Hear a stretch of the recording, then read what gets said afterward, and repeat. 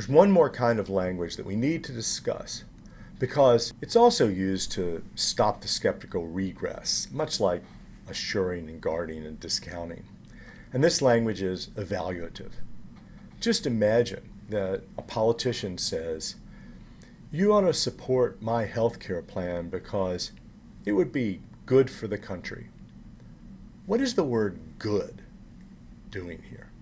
Now, some philosophers are going to tell you that the word good is just a way of expressing your emotions or maybe telling you what to do.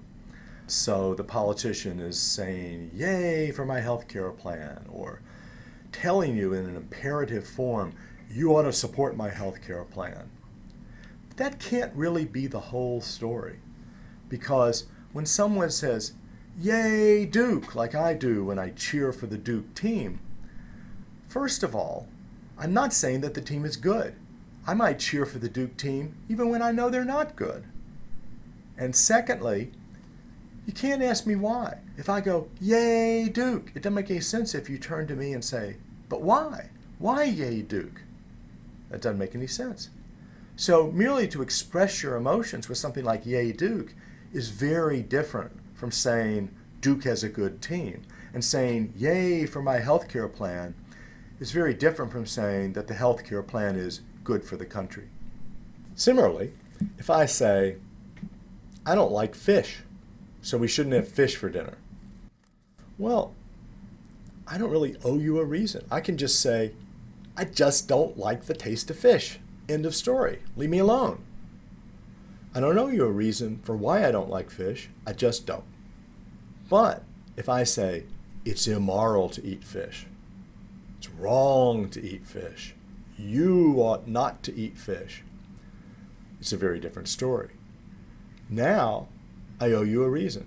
If I say it's immoral to eat fish, I need to say what's immoral about it. I need to point to some feature of eating fish that makes it immoral. I can't just use that evaluative language without some kind of reason to back it up. That would be illegitimate.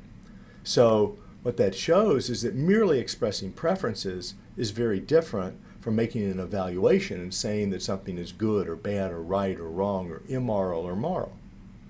And one way to capture this feature of evaluative language is to interpret a word like good as meets the standards and bad as violates the standards. Notice it's very vague because it doesn't tell you what the standards are, and those standards will change from one context to another. If you're talking about a good painting, the standards of a good painting are different from when you're talking about, say, a good investment, where the standards are going to be completely different from the aesthetic case. So if we interpret good as meets the standards and we say my health care program is good for the country, then that means it meets the standards for what will make the country function in a certain way. Whereas if we say eating fish is immoral, what we're saying is that eating fish violates a certain kind of standard, and more specifically, it's a moral standard. That's why we use the word immoral.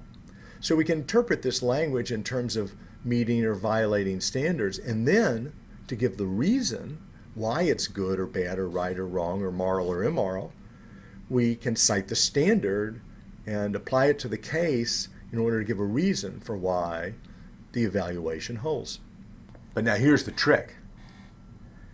When we call it good, we don't say what the standards are. We leave that up to the context to specify what kind of standards we're talking about. So it's kind of like assuring. When you say, "I assure you," and you might cite some authority or tell them that you do have some reason, and you don't tell them what the reason is. When you call it good, you say it does meet the standards, but you don't say what the standards are. So by alluding to the standards without actually laying them out, you have made your claim a little more defensible, because if you laid out the standards, they might be questionable and your audience would know exactly what to question and what to deny and how to object. But if you simply say it's good and all you're saying is it meets the standards, then you've avoided an objection and made your premise